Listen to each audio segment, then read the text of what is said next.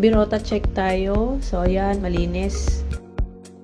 Okay mga sir, meron tayo dito ang MXI 125. Magche-change oil lang sana si sir, kaya lang, ito yung nakita niya pagtanggal niya ng bolt.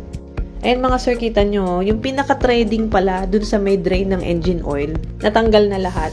Yung pinaka-thread ng mismong crankcase. So, kailangan muna natin to tanggalin ng dahan-dahan para di siya pumasok dun sa loob ng makina. Minsan mga sir, nangyayari to kapag na-over-tighten kayo sa paghihigpit ng bolt or kung tabingi ang salpak. Kasi tandaan po natin mga sir, wala pong nalulose thread ng pabaklas. Maliban na lang kung binaklas siya ng sobrang init. So, ayan, mukhang natanggal naman na natin lahat. Then ito, silipin natin yung natira dun sa thread niya.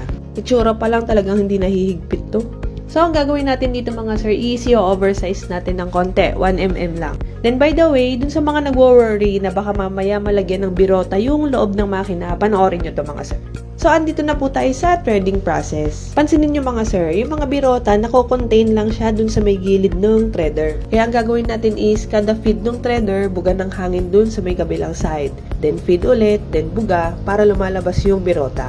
Mamaya may checking pa rin tayo para dyan. So ito, natapos na natin yung threading process, silipin naman natin ngayon yung itsura ng thread niya. And mga sir, maayos na siya compared dun sa kanina na bakbak na talaga yung mga thread. And then mga sir, gumamit kami dito ng endoscope or mini camera para makita natin at the same time makita rin ni customer kung meron ba talagang naiiwan na birota sa loob during the threading process. At ito, upon checking, wala, malinis siya. Then if-fit na natin yung bolt niya, syempre with aluminum washer yan. So ayan, dapat smooth lang siya ikutin, dapat walang sumasabit. Kasi pag mahirap siya ikutin mga sir, meaning to say, tabingi yung threading sa loob. Malaki yung chance na hindi siya lumapat ng maayos at mag-leak ulit. Ayan, lapat na lapat siya mga sir. Then, syempre punta tayo sa leak check. Sa leak checking, gumagamit kami ng sabon mga sir and then air compressor dun sa may kabilang side sa may salinan.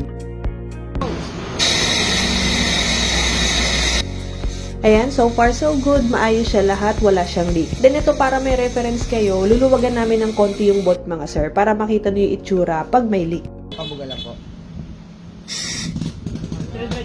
So ayun siya mga sir, nakita niyo nagbabubble siya. Then try na ulit natin i-tighten or higpitan. Sige po, isa pa po. Ayan, all goods na siya mga sir. Dito sa amin, hindi pwedeng basta na retread na is okay na. Kailangan laging may quality check.